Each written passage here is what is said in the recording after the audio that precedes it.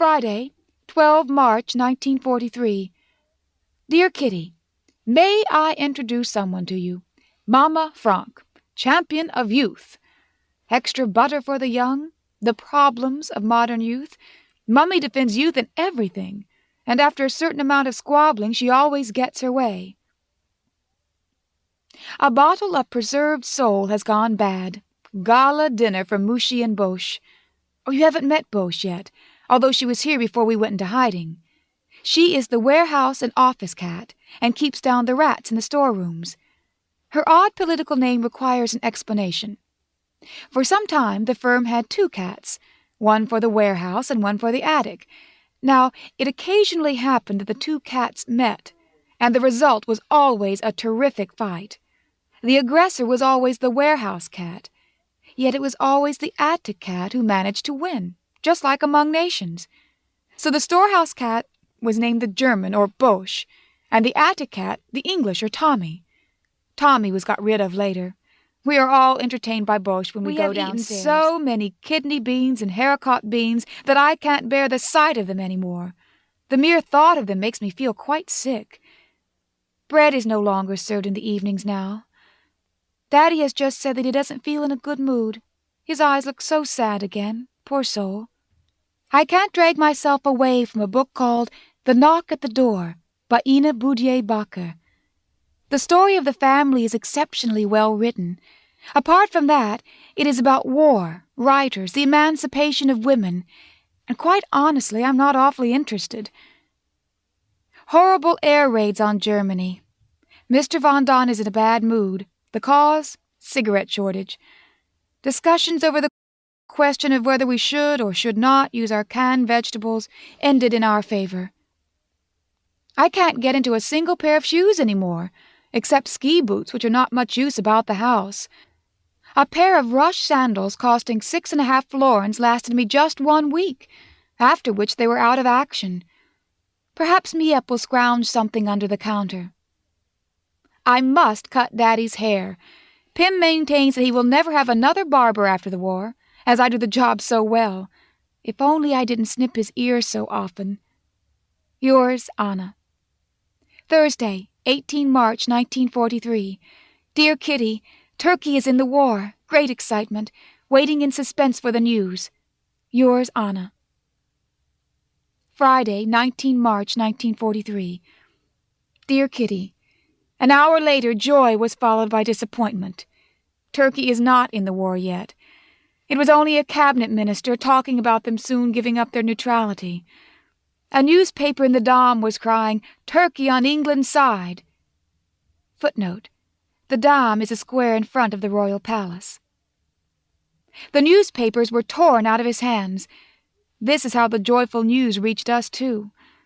500 and 1,000 guilder notes have been declared no longer valid. It is a trap for black marketeers and such like, but even for people who have got other kinds of black money, and for people in hiding. If you wish to hand in a 1,000 guilder note, you must be able to declare and prove exactly how you got it. They may still be used to pay taxes, but only until next week. Dussel has received an old-fashioned foot-operated dentist drill. I expect he'll soon give me a thorough check-over. The Führer alle Germanen has been talking to wounded soldiers. Listening in to it was pitiful. Question and answer went something like this. My name is Heinrich Scheppel. Wounded where? Near Stalingrad. What kind of wound? 2 feet frozen off and a broken joint in the left arm. This is exactly what the frightful puppet show on the radio was like. The wounded seemed to be proud of their wounds, the more the better. One of them felt so moved at being able to shake hands with the Führer, that is, if he still had a hand, that he could hardly get the words out of his mouth. Thursday, 25 March 1943. Dear Kitty, yesterday, Mummy, Daddy, Margot, and I were sitting pleasantly together, when suddenly Peter came in and whispered something in Daddy's ear. I heard something about a barrel fallen over in the warehouse, and someone fumbling about at the door. Margot had heard it too, but when Daddy and Peter went off immediately, she tried to calm me down a bit because I was naturally as white as a sheet and very jittery. The 3 of us waited in suspense. A minute or 2 later, Mrs. Von Don came upstairs. She'd been listening to the wireless in the private office. She told us that Pym had asked her to turn off the wireless and go softly upstairs. But you know what it's like. If you want to be extra quiet, then each step of the old stairs creaks twice as loudly. 5 minutes later, Pym and Pater appeared again, white to the roots of their hair, and told us their experience. They had hidden themselves under the stairs and waited, with no result at first. But suddenly, yes, I must tell you, they heard 2 loud bumps, just as if 2 doors were banged here in the house. Pym was upstairs in one leap. Peter warned Jussel first, who finally landed upstairs with a lot of fuss and noise. Then we all went up in stockinged feet to the Von Dons on the next floor. Mr. Von Don had a bad cold and had already gone to bed, so we all drew up closely around his bed and whispered our suspicions to him. Each time Mr. Von Don coughed loudly, Mrs. Von Don and I were so scared that we thought we were going to have a fit. That went on until one of us got the bright idea of giving him some codeine, which soothed the cough at once. Again we waited and waited, but we heard no more, and finally we all came to the conclusion that the thieves had taken to their heels when they heard footsteps in the house, which was otherwise so silent. Now it was unfortunate that the wireless downstairs was still tuned to England, and that the chairs were neatly arranged around it. If the door had been forced, and the air raid wardens had noticed and warned the police, then the results might have been very unpleasant. So Mr. Von Don got up and put on his coat and hat and followed Daddy cautiously downstairs. Pater took up the rear, armed with a large hammer in case of emergencies. The ladies upstairs, including Margot and me, waited in suspense until the gentleman reappeared 5 minutes later and told us that all was quiet in the house. We arranged that we would not draw any water or pull the plug in the lavatory, but as the excitement had affected most of our tummies, you can imagine what the atmosphere was like when we had each paid a visit in succession.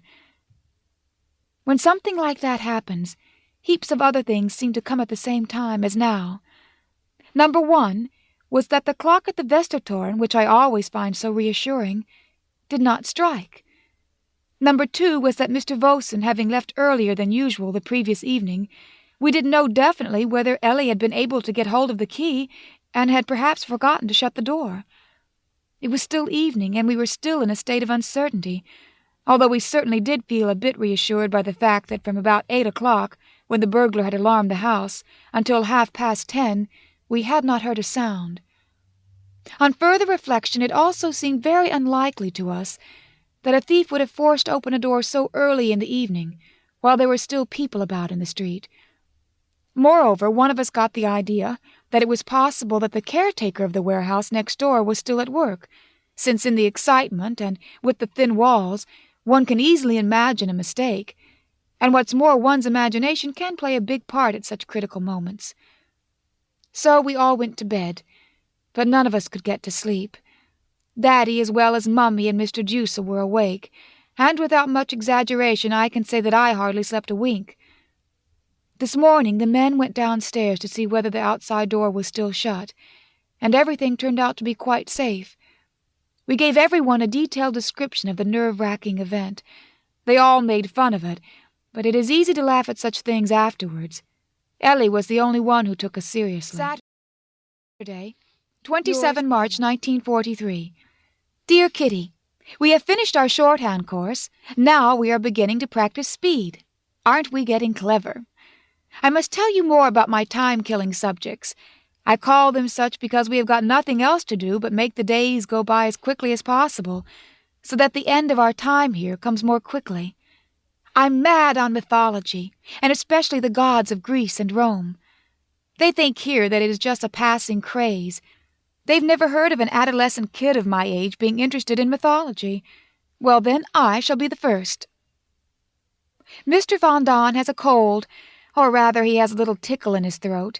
He makes a tremendous fuss about it, gargling with chamomile tea, painting his throat with tincture of myrrh, rubbing eucalyptus all over his chest, nose, teeth, and tongue, and then getting into an evil mood on top of it all. Rauter, one of the German big shots, has made a speech. All Jews must be out of the German-occupied countries before July 1. Between April 1 and May 1, the province of Utrecht must be cleaned out, as if the Jews were cockroaches. Between May 1 and June 1, the provinces of North and South Holland.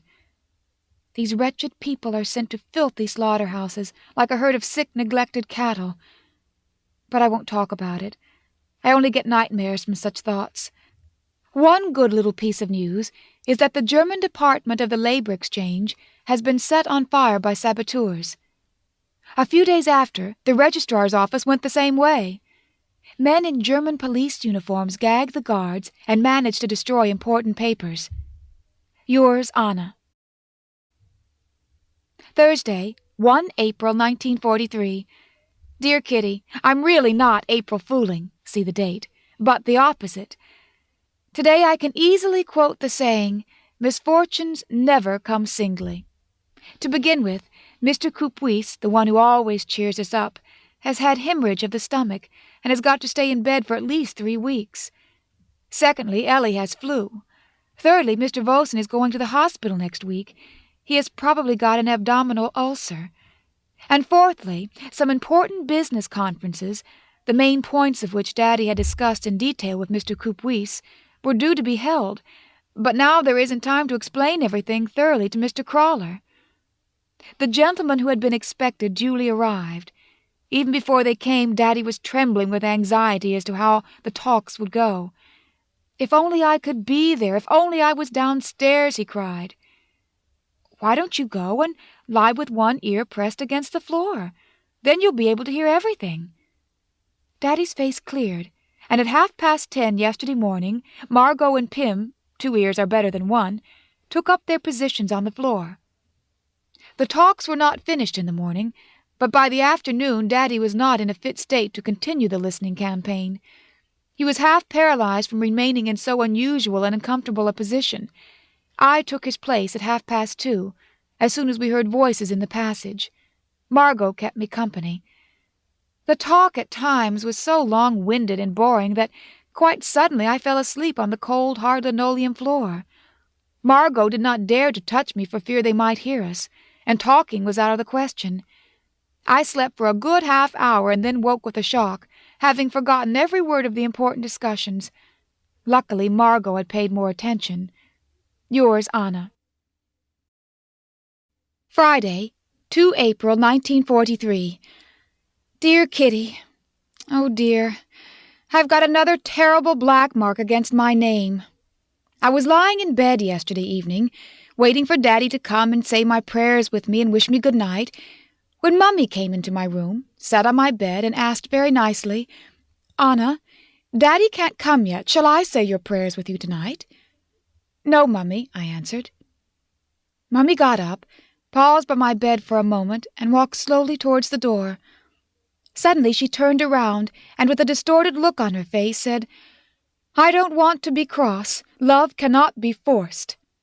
There were tears in her eyes as she left the room. I lay still in bed, feeling at once that I had been horrible to push her away so rudely. But I knew, too, that I couldn't have answered differently. It simply wouldn't work. I felt sorry for Mummy, very, very sorry, because I had seen for the first time in my life that she minds my coldness. I saw the look of sorrow on her face when she spoke of love not being forced. It is hard to speak the truth, and yet it is the truth. She herself has pushed me away. Her tactless remarks and her crude jokes, which I don't find at all funny, have now made me insensitive to any love from her side. Just as I shrink at her hard words, so her heart when she realized that the love between us was gone. She cried half the night and hardly slept at all. Daddy doesn't look at me, and if he does for a second, then I read in his eyes the words, How can you be so unkind? How can you bring yourself to cause your mother such sorrow? They expect me to apologize, but this is something I can't apologize for because I spoke the truth, and Mummy will have to know it sooner or later anyway. I seem, and indeed am, indifferent both to Mummy's tears and Daddy's looks, because for the first time they are both aware of something which I have always felt. I can only feel sorry for Mummy, who has now had to discover that I have adopted her own attitude. For myself, I remain silent and aloof, and I shall not shrink from the truth any longer, because the longer it is put off, the more difficult it will be for them when they do hear it. Yours, Anna. Tuesday, 27 April 1943. Dear Kitty, such quarrels that the whole house thunders. Mummy and I, the Von Dons and Daddy, Mummy and Mrs. Von Don, everyone is angry with everyone else. Nice atmosphere, isn't it? Anna's usual list of failings has been brought out again and fully ventilated. Mr. Vossen is already in the Binnengasthuis hospital. Mr. Coupuis is up again, the hemorrhage having stopped sooner than usual. He told us that the registrar's office received additional damage from the fire service, who, instead of just quenching the flames, soaked the whole place with water. I'm glad. The Carlton Hotel is smashed to bits. 2 British planes, loaded with incendiary bombs, fell right on top of the Offizierheim. Footnote: German Officers' Club. The whole Beetzelstraat-Sengel corner is burned down. The air raids on German towns are growing in strength every day. We don't have a single quiet night. I've got dark rings under my eyes from lack of sleep. Our food is miserable. Dry bread and coffee substitute for breakfast. Dinner, spinach or lettuce for a fortnight on end. Potatoes 20 centimeters long and tasting sweet and rotten. Whoever wants to follow a slimming course should stay in the secret annex. They complain bitterly upstairs, but we don't regard it as such a tragedy. All the men who fought in 1940 or were mobilized have been called up to work for the Führer as prisoners of war. Suppose they're doing that as a precaution against invasion. Saturday, yours, 1 May 1943. Dear Kitty, if I just think of how we live here, I usually come to the conclusion that it is a paradise compared with how other Jews who are not in hiding must be living. Even so, later on, when everything is normal again, I shall be amazed to think that we, who were so spick and span at home, should have sunk to such a low level. By this I mean that our manners have declined.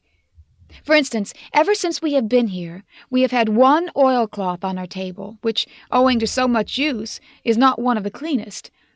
Admittedly, I often try to clean it with a dirty dishcloth, which is more hole than cloth. The table doesn't do us much credit either, in spite of hard scrubbing. The Von Dons have been sleeping on the same flannelette sheet the whole winter. One can't wash it here because the soap powder we get on the ration isn't sufficient, and besides it's not good enough. Daddy goes about in frayed trousers, and his tie is beginning to show signs of wear too.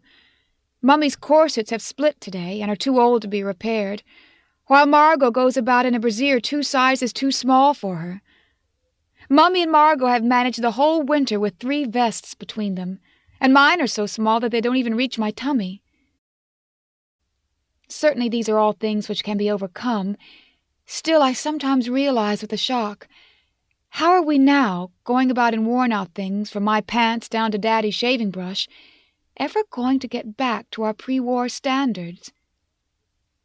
They were banging away so much last night that 4 times I gathered all my belongings together.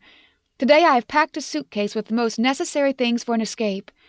But Mummy quite rightly says, where will you escape to? The whole of Holland is being punished for the strikes which have been going on in many parts of the country. Therefore a state of siege has been declared, and everyone gets 1 butter coupon less. What naughty little children. Yours, Anna.